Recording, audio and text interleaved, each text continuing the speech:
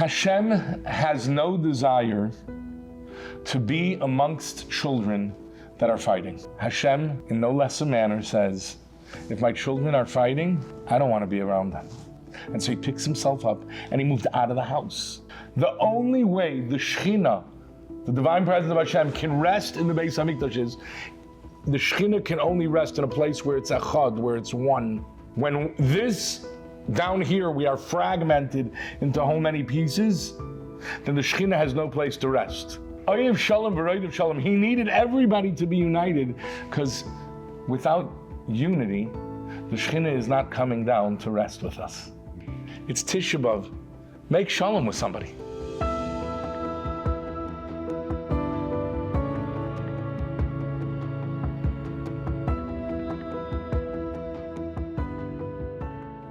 Today's episode is sponsored by Boris M Tax Planning and Advisory. Schedule your free tax strategy session online and get started now. Call us at 212-430-6881 to learn more. Good evening and welcome everyone to tonight's special podcast, Chazaq's Torah Talks program. We have special guests today, Rabbi Yechiel Spero. Shlita, welcome Rabbi. Thank you for having me. We've had you speak so many times virtually, and to meet you in person, it's a great honor, Baruch Hashem. Today we're going to be talking about the spark of Tisha B'Av, rebuilding brick by brick. And I think the Tisha B'Av is maybe one of the, sometimes people have different opinions about Tisha B'Av, maybe certain misconceptions. What is Tisha B'Av all about? What should you be doing on Tisha B'Av? What would the Rav say is maybe a common misconception? Okay, so common misconceptions, I'm not sure, but I'll tell you what Tisha B'Av is all about. Mm-hmm. Tisha B'Av is recognizing and mourning the fact that we don't have the Beis HaMikdash, no matter how good our lives are. And a lot of us have very good lives, Baruch Hashem.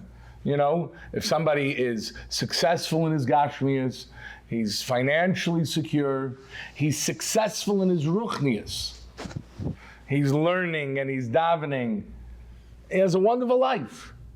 Or she has many friends and they're good friends and she's a tzanua, all the wonderful things. We lack the greatest spiritual need we need in our lives, and that is the presence of HaKadosh Baruch Hu and the Beis HaMikdash. And we don't have that. The Shekhinah is in Galus, Shekhinah is in exile, and we unfortunately suffer greatly because of that. And how does one tap into that feeling? I mean, we're talking about Tisha B'Av, we're supposed to be mourning the Beis HaMikdash, and some people they feel that maybe they can't relate to it, and they try to do different things to maybe inspire them or to grasp it. But I guess a lot of us in our lives, maybe it's a little difficult. How can we tap into mourning? Okay, so this is the $1 billion question. This is it. How do I make Tisha B'Av more meaningful? And the answer is that Chazal tell us that every tzara that happens today is rooted in the fact that there's no Beis HaMikdash. If the Beis HaMikdash would be here, we would have far less problems, and any problems we do have it would feel like it's not a problem because we have the Shekhinah, we have the Beis HaMikdash, so all of our problems would dissipate. And now that we don't have the Beis HaMikdash, every time there's a tzara, the tzara is rooted in the fact that there's no Beis HaMikdash. And I'll tell you the truth, I have a file on my phone that I keep. It's a Tisha B'Av file. And it says Tisha B'Av Tafshin Pei Vav 2026. And the rest of the title of the file is, it should never happen. Our hope and our dream is that this Tisha B'Av, it will never happen. Tisha B'Av will be a yontif. Kara alai mayed, Tisha B'Av is a yontif. We'll talk about that perhaps later, but we don't want the yontif of meeting Hashem by this terribly sad event. It's mourning. It's mourning, it's Avelos. I can tell you this year, my father passed away, and I felt for the first time, very big gift in my life. I'm an older person, Baruch Hashem, the first time in my life that I had to sit Shiva. And you feel such deep sadness. And we're told that on Tisha B'Av is Kimisha Meisei Mutal Lefanov. It's like a dead person is standing right before you. That is so tragic and so painful and so, and therefore every person should have a list, whether it's a real written list, something on his phone or a piece of paper that he has, or he has it in his mind, the compartment of his Tisha B'Av list, of all the tzaras. If you hear a tzara that happens, and we hear so many tzaras today, not a day goes by when we don't hear tzaras. So when you hear a tzara happens, you have to think to yourself, it's because there's no Beis HaMikdash. Even if you go to a chasana, and under the chuppah, what do they, under the chuppah, they take a glass and they break the glass. And the chassan, I don't know if you see it beforehand, you take ashes and you put it on the forehead of the chassan. I'm not sure if they do it on the kallah, but not. But the point is that to feel in loy ala es Yushalayim, right? You know, im eshkachech Yushalayim, tishkach yemini. We don't even in our greatest moments of joy, they're tempered by the fact that you don't have a Beis HaMikdash. So mourning is all around us. We have to have a file. A tragedy happens in Bondi, Australia, and you didn't get shot and killed. It's because there's no Beis HaMikdash. That's it. Now we have to ask ourselves on this day of Tisha B'Av, and the Chazal tell us that every year that the Beis HaMikdash is not rebuilt, it's as if it's been destroyed. So Tisha B'Av is a time when we need to ask ourselves, what can we do? What can I do? What can you do to rebuild the Beis HaMikdash? And therefore, while Tisha B'Av, it's always, when you're younger, Tisha B'Av is a sad day and it's hard. I remember when I was a little kid, I've been in camp my whole life on Tisha B'Av, which is a very big gift because camps do Tisha B'Av the way they should be done. I mean, you feel Tisha B'Av. I don't know if it's the way. What's different? I'm going to tell you. But okay, good. Yeah, this is I'm in Camp Kol Torah in the summer. Tisha B'Av. First of all, the days leading up to it, it's not only Camp Kol Torah, it's any camp. Overnight camps, they do an incredible job, and each one has their own flavor and own unique way of doing it. They have, first of all, during the 9 days, we sing Al Naris Bavel. I don't know if they sing it in the Bukharan community, but Al Naris Bavel, Isham Yoshavnu, Gam Bachinu, Bezoichreinu Es Tzion. It's a very, very sad song that we sing. Instead of Shir HaMalos before benching, we sing Al Naris Bavel.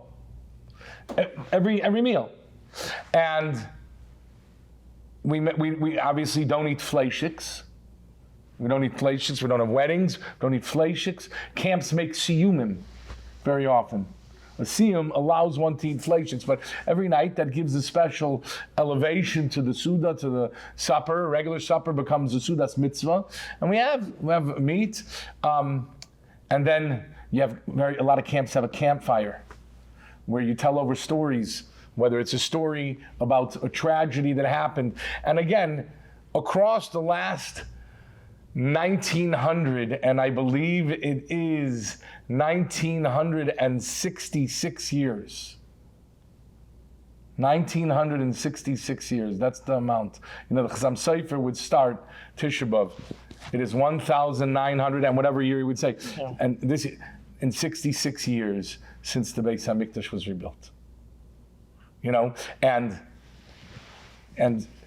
go across the landscape of the history of Klal Yisrael, Churban after Churban. I mean, the Churban Beis HaMikdash, but we had in the period of the Crusades, which we read about in Kinnis, terrible period of the Crusades, when they came to, the Christian infidels came to claim Jerusalem, and in the spirit of religion, they went and butchered entire communities.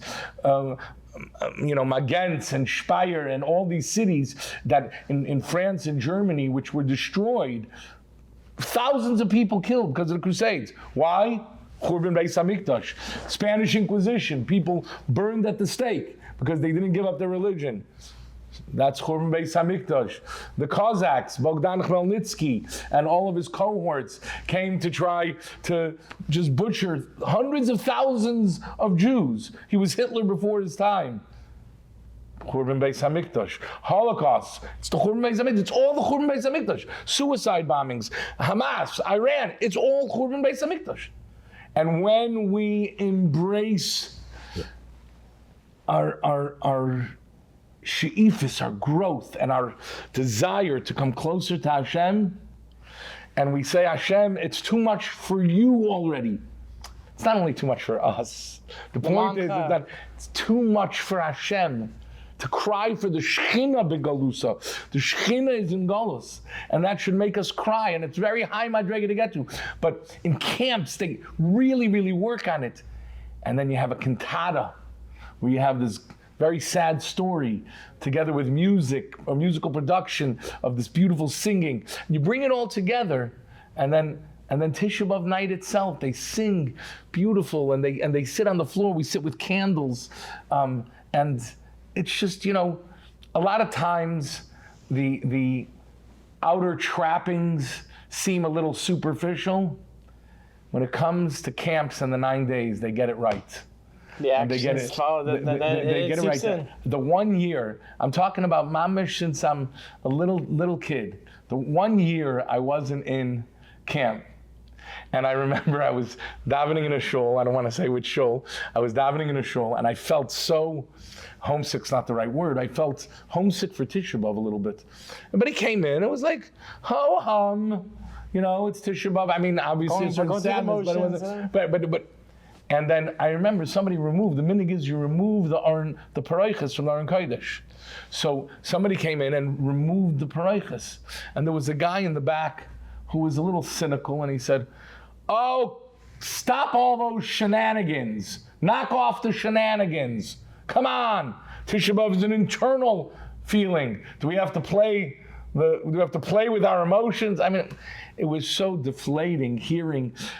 And again, I guess in his way, he found it bothersome to do those things. But, again, I think in one way is, again, to keep a list of all the tzaras.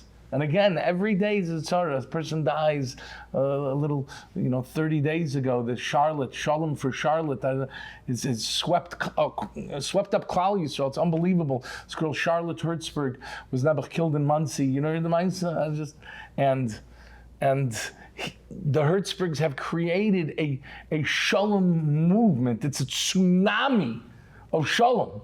A tsunami. Thousands of people are making Shalom. People haven't spoken to each other in 20 years. They're making Shalom with each other. That's capitalizing on Tisha B'Av and saying the Rebbeinu Shalom wants Shalom. Oisa Shalom b'mraymav, we ask Shalom aleinu. So grab hold of some inspiration and act upon it. That's how we do our best, because it's hard to think of it in these terms, because 1,966 years go by. You don't think that Mashiach's coming, but Mashiach's coming. Maybe today, maybe tomorrow, maybe Tisha B'Av, maybe to our children, to their Mashiach's coming. And we believe, we hope, that Tzedek Chavetz Chaim used to say that he believes that Mashiach can come 50-50, a safek hashakel every day, 50-50 chance. I'm not sure you and I believe 50-50 chance. He had the suitcase. He had the suitcase, yeah, but I'm not sure we believe there's a 50-50 chance Mashiach's coming right now. I'm making supper plans. I don't think Mashiach's coming, but we have to believe he can come. He can, and it takes work. It takes work. Unfortunately, these years, when there's so many tzaras, we have to hold on to something. Have you ever had a time when you thought Mashiach's going to come? We're still growing on it, but yeah, it's a gift. It's to have that level where it's not okay. Fine, it's 1 in X amount of percentage. Right. It's like having that realistic. I have a moment in my life. It's the one moment of my entire life where I thought maybe this is it, and it was during COVID, and COVID was a terrible time, and we were by the Seder. and it was just our nuclear family. And my daughter was dating at the time. She was of dating age. She had been waiting 4 years for a shidduch, 4 or 5 years for a shidduch. And I remember it came to Shvoi Chamoscha, the end of the Seder. And we opened the door for Eliyahu Hanavi. And our family, we go to the door to greet Eliyahu. So I remember my hand on the door. And my daughter, she was feeling it. And we were just standing there, and I remember holding on to the door handle and thinking, maybe he's here.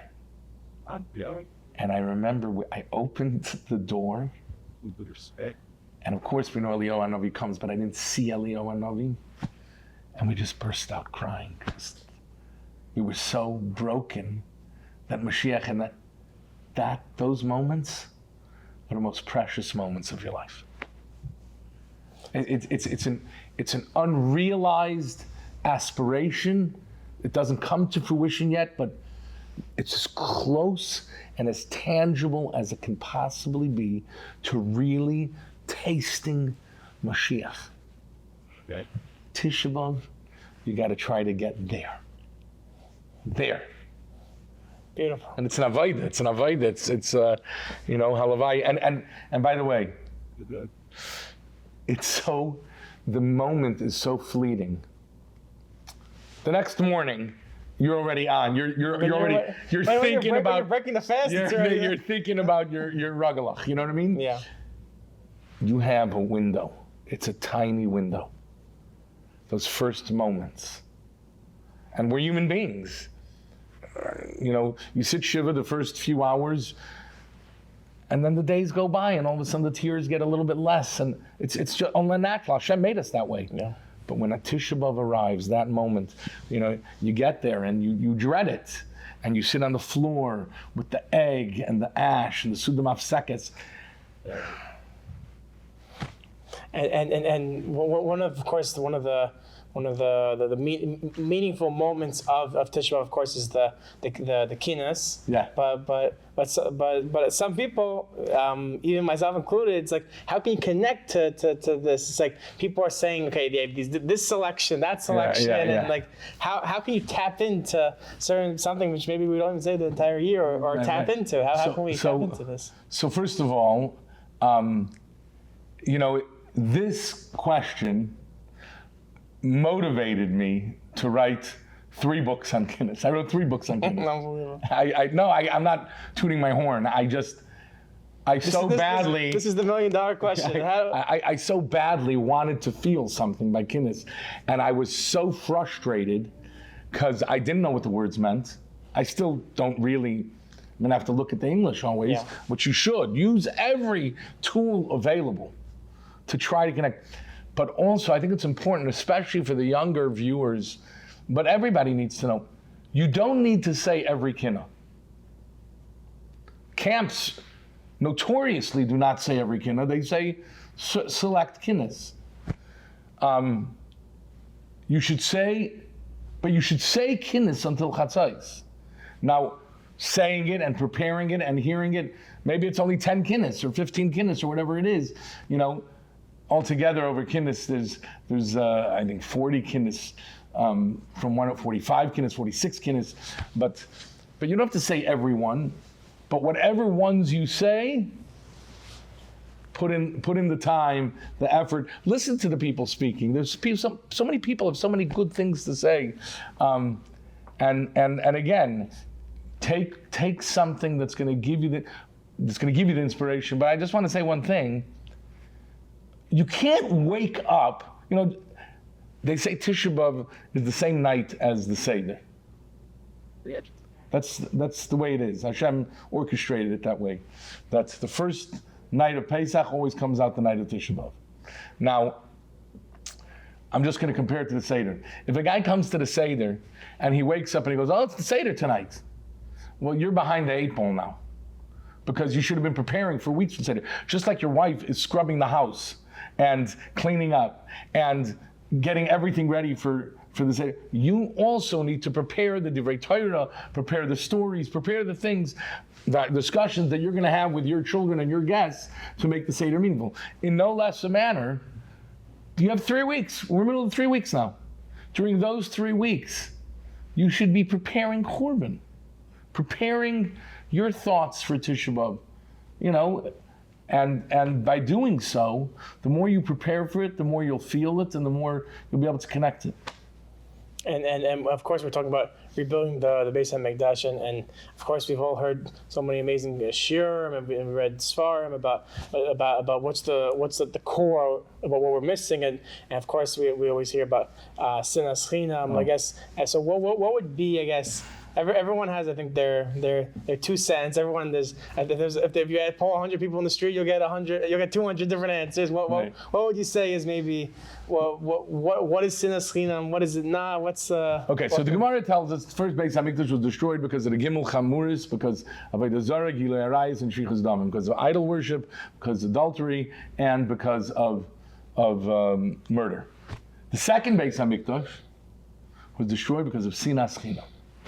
Senseless hatred. Now, most often, hatred is not senseless. There's a reason why I hate the guy. Yeah, well, he stole this, whatever the reason. Either that, or maybe I'm jealous of him, and he's doing so well. That's why I hate him. Yeah. That's no reason at all. But that reason, most people, their hatred for others comes from a deep sense of dissatisfaction within themselves. And we had spoken about that possibly we'll talk about this. And a person needs to know, and this is a pretty deep idea, but this is where it all comes from. Sinas chinam is not just random. First of all, I think a fair question could be asked. I mean, the punishment doesn't fit the crime. I mean, I hated somebody, so you destroyed the Beis HaMikdash. Whoa! Ease up there. That seems to be a bit drastic.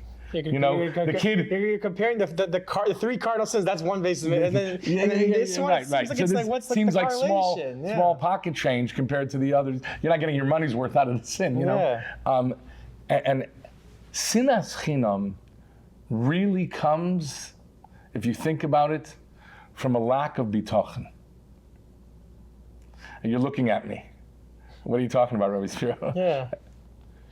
If we really believed, that Hashem gives every person exactly what they need and what they're supposed to have and what's best for them, then we'd be satisfied with that. We'd be happy with that. But we don't believe that. So if somebody else has more than me, has a better family, has a better business, has a better family life, a better wife, a better shul, better friends. Most hatred for other people comes from the fact that I don't have what he has. And why don't you? Now, I should not be jealous of you that you have. If I'm driving a Honda Odyssey, and you're driving a pickup truck, a nice pickup truck. Well, you need the pickup truck for work. I need the Honda Odyssey for, let's say you're doing some construction. I'm doing it because I'm doing carpools. We're not jealous of each other. Each have their own different purpose. Yeah. Same is true with every person's lot in life. Hashem gives every person, and it's a lot easier said than done. I'm not being naive here. I understand that it's difficult. But Hashem gives every person exactly what they need to accomplish their purpose, their tafkid in this world. Sinas chinam, that sense letter goes to a real lack of belief that Hashem doesn't. We say that Hashem, you don't know what you're doing, Hashem. Sorry. That's on a very exalted level and a very high level of trying to understand what sinas chinam means. On a very basic level, Hashem has no desire to be amongst children that are fighting. As a parent, I can tell you that the thing that bothers me most is when my children fight. Most parents will tell you that. They don't want to be around children that are fighting. Hashem, in no less a manner, says, if my children are fighting, I don't want to be around them. And so he picks himself up and he moved out of the house because the children are fighting. On a deeper level of that concept, I'll tell you one thought, that beautiful thought from Rabbi Yechiel Spero Rothschild, or Barry Rothschild, who was one of the holiest people I knew. He was nifter at a very young age in Lakewood, New Jersey. But he said something so brilliant. He said Aaron HaKohen was the Kohen Gadol. He was the custodian, capital C, of the Beis HaMikdash. Aaron HaKohen was also Oyev Shalom V'Roidev Shalom. He was the one who pursued and chased peace. Now, he doubled up on his jobs. Are the two of those connected? Are Kohen Gadol and chief, are they separate entities, or is it the same thing? Says Rabbi Rothschild, it's the same exact thing. The only way the Shekhinah, the divine presence of Hashem, can rest in the Beis HaMikdash is the Shekhinah can only rest in a place where it's echad, where it's one. When this, down here, we are fragmented into how many pieces, then the Shekhinah has no place to rest. It chooses not to rest there. And therefore, Oyev Shalom V'Roidev Shalom, he needed everybody to be united, because without unity, the Shekhinah is not coming down to rest with us. On a practical level, it's Tisha B'Av. Let's look into the video. Look into the screen. It's Tisha B'Av. Make shalom with somebody. We all have people that, for whatever reason it is, we have gripes with them. Certain things didn't work out. Now is not the time to say whose fault it is. Now is the time to be courageous and reach out, text them. If you're courageous enough, call them, but text them, email them, tell them, listen, it's Tisha B'Av. I'm thinking about the wrongs I've done.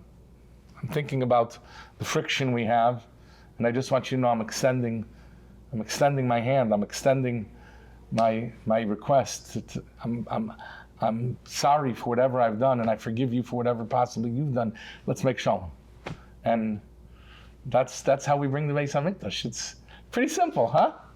Okay. Pretty simple. You'd think after 1,966 years. That's it. Take out the phone, make the call, and let's make it happen. But again, we're almost 2,000 years. We can't get along. Can't get along. Would there be, and we're talking about sinas chinam, and obviously sinas chinam is also related. If a person has hatred in their heart, so then they're going to speak bad about others. Is the same antidote for lashon hara as well? Is it slightly different? Well, how can we during this time focus also on proper speech? There's no question that the two are connected. When we talk about sinas chinam, we're talking about lashon hara and vice versa. I'll tell you that, again, I don't want to boast, because by telling you this, I'm kind of admitting my guilt in the same area. But I'm a schmoozer. I like people. I like interacting, and I like a good piece of gossip as much as the next guy. That might be lashon hara, by the way. I'm not saying, but. I remember I was a bacher in Eretz Yisrael, and there was a woman. Her name was Chedva Zilberfarb. She was 24 years old. She was a mother of 3, and Nebuch was stricken with cancer, and she was dying. And her request was very simple. She said, I am asking you, she went around the world and said, please stop speaking lashon hara, so I can live to see my children grow older. I was so moved by that at the time I was mekabel not to speak lashon hara, and I didn't speak lashon hara, brace yourself, for 40 days. I might have even gone to the end of Sukkot, from the beginning of Elul until after Sukkot. I think that's how long I went. No one wanted to be around me. I have a way of even when I wasn't talking Lashon Hara, I was trash talking people not to talk Lashon Hara, which I'm not sure that's the way you're supposed to do it, but I would, and until today, I think it's the greatest accomplishment of my life. Now, I've never even come close to that. I've sadly never ever come close to that. But who's the person that wants life and wants to see goodness? I heard a beautiful pshat once. Who's the person that wants life? Oyhev yamim. Love your days. Lirois toiv. See the good in other people. And that will enable you to nitzar l'shayin chamei roz. Beautiful. Great. Wasn't that great? Yeah. It's great. So have those positive glasses. Look at people. Put on the positive glasses and look at them. And again, it goes back to what we said in the beginning, that sinas chinam is rooted in the fact that I can't see the goodness in others because I'm jealous of what they have. But if you're deeply satisfied with what you have no reason to see the bad in others. You can just see the good in other people. You know, there's few people in our generation. Rabbi David Schrank was one of those people. He just saw the beauty of Yidden. That's a person that's so satisfied and such a Baal Emunah and Baal B'tachon and what he has. You know, I'm sure he has many challenges in life. Hashem gives everybody challenges. But he accepted those. He understood that those were built special, tailor-made for him. And then he chose to just see the goodness in other people. And honestly, it never feels good to speak badly about somebody else. You feel dirty. I mean, I know besides me and you, other people speak Lashon Hara. You and I don't. But if you ever have, how have I one day? I'll get onto your 40-day level one day. If you again, I'm only saying that because I've never even gone 2 days without that. I don't mean to boast. I'm just saying. Yeah. I remember it's such a good feeling like mamish, like I was in control of myself. I mean, there's certain great people in our generation who don't speak Lashon Hara.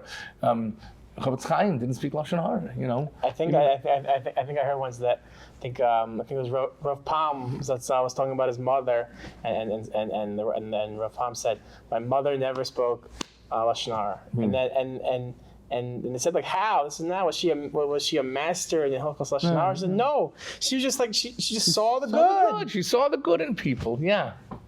Yeah, you know, we're having this conversation, Rabbi, and it seems so simple. We haven't said like anything so complex. It's time. It's time to take the action. It's time, and again, the time doesn't last long. It's fleeting. It's fleeting. You have a few days, a few weeks to work on it, and then life happens, and we can't be perfect. But I would even say, you know, and Baruch Hashem, there's so many. The younger groups do this thing. In schools, they have great machzoim. They have a machzoim. It's during my 2 hours. I don't talk. We got to start very, very small. Let's not never speak Lashon Hara. I'm not going to talk Lashon Hara by breakfast. I know I sit around the table with the boys. Just don't make the time from like 2 a.m. to 3 a.m. Like No. Regular time. No, yeah. But make a time where you'll say, I'm not going to talk Lashon Hara. I come home from work and I have a lot to say about the people I work with. I'm not going to talk Lashon Hara. And that's the time where your wife says, I have a full day of stuff to tell you. During that first half hour, we don't talk Lashon Hara. It'll be amazing. And once the moment passes, it's not so, you know, it's almost you think it through, and it's okay. Maybe I don't have to say every. Yeah. You're able to control yourself better when it's not in the heat of the moment. So of course, people are going to be watching this. Hopefully before Tisha B'av, maybe on Tisha B'av, but also people obviously also can watch it also after Tisha B'av. What would you say that we have Sipisa Yeshua throughout? How can we increase it throughout the whole year? Because obviously there's a focus now, 3 weeks, 9 days, Tisha B'av. But so obviously at the very highest level, we don't want the Shekhinah to be in Golus anymore. I was once sitting around the table, people having a discussion, and there was one young man who was in a wheelchair. His spina bifida, Shua Mendelitz. He's an unbelievable yid. He lives in Silver Spring. I knew him since the time he's a little kid. He's not a little kid anymore. He's an adult. And Shua once taught me something very special about Mashiach. Shua said, you know why I want Mashiach? Because I'd love to walk and dance. That's why I want Mashiach. We want Mashiach so that the suffering can finally stop. Even on, my Babas and Zaydas, your grandparents, they always daven for Mashiach. They just, Hashem, no more tzaras. My Babi lived through the war. She just wanted to hold on to her faith in Mashiach and to dream that one day the suffering can end. Why will the suffering end? Because Hashem's Shechina will dwell amongst us, and any small problems we have will be insignificant because our biggest problems will have been solved. The avoid in the Beis Hamikdash will happen, and so we yearn for Mashiach. You have to daven for Mashiach. You hope for Mashiach, but you gotta really think about the suffering ending once and for all, and maybe not even our own suffering, but other people's suffering. Maybe our suffering is bearable, or we're able to deal with it, but there's certain people, they mamish, I'll tell you an unbelievably chashuv, a beautiful thing. I once interviewed Rabbi Yechiel Spero, Zichrono Livracha, Zecher Tzaddik Livracha, the Yeshiva of Riverdale. I was interviewing him about the Telzer Yeshiva of Gifter. I wrote a book about him. And today's actually Chav Tammuz, the day that Telz was destroyed in Lithuania. So I went to interview him, and I couldn't get an interview with him. So they said, he's coming to be Menachem Abel in Baltimore, and come and then take a train back to Riverdale with him. And on the train, you have a captive audience. You'll be able to. It was an amazing interview. I interviewed him for a long time. It was amazing. And there, at the base Oval, when he came to Menachem Abel, he was being Menachem Abel to Talmidim, whose sister was a very, very sick girl, a girl who had very limited capacity to do anything. She was completely incapacitated. She had very little functionality in life. And there was something there that I witnessed that was so amazing. Now, Rabbi Yechiel himself lost his daughter in a car accident. So he knew the pain. And he was talking to his bachrim, and he was talking to the father, and then he went into the next area where the mother and the girl's sister were sitting, and they were crying. And he sat down next to them, and he was a tremendous Baal Hergish. He was such an emotional person. And he was crying too. And he says, "Lomeveinen zusammen, let's cry together." I was sitting there, I wanted to disappear because I felt it was so holy. And then he said, she spent her whole life in a wheelchair, and she had very little functionality. And he said, Mitzvah, the next time you see her, she's not going to be limited by a wheelchair. You're going to see her, and she is going to run into your arms, and she's going to hold on to you, and you're going to sing and dance together. And I was crying, and the mother was crying. It was just the most beautiful thing. What he was describing to them was a picture of Tchias HaMeisim and Yemais HaMashiach. He was describing that the people that are crippled physically, crippled emotionally, crippled spiritually, so many cripples, so many people that are suffering, they won't anymore. They'll be able to be healed. For that alone. That's the yearning we should have. For that alone, we should want Mashiach. Rabbi Baruch Hashem had so many amazing insights and tips. What could you share with us maybe one, message as we could take upon? After you saw so many beautiful insights, is there maybe one story mindset that we should have for this Tisha B'Av? Tisha B'Av, the pasuk says, Kara alai moyed. It's a yontif. Yontif, where's the meat? Where's the beautiful clothing? Why are we sitting on the floor? Why are we crying? And Rav Gifter, the Telzer Shiva, used to say from Rabbi Yechiel Spero, who, by the way, was the Telzer, again, today's his yard site. He was murdered, brutally murdered. Rabbi Yechiel Spero, and whenever in his lifetime, Rav Gifter talked about his Rebbe, and Rabbi Yechiel, I think, was nifter 47, 48 years old. He was a young man. And Rav Gifter was already a goin. He was already a goin and a gadol in Europe as a bacher. So he said, "Mein greatste Rebbe," is what he used to say. My great Rebbe, Rabbi Yechiel Bloch, Hashem yinkum domoi. Hashem should have been. He cried every time he said his name. Wow. And he said, Moyed comes from the word vad. Vad lachachamim. Vad means a gathering place. A person sits together with a group of people. They have a vad. A vad is a gathering. And he said, sometimes we meet for happy occasions. And sometimes we meet for sad occasions. But Rabbeinu Shalom, as long as we can meet with you, it's a yontif. Wow. Rabbi? And that's what we need to appreciate. It's 1,966 years, and we wait for Mashiach to come. But as long as we can wait with Hashem, we have reason for hope.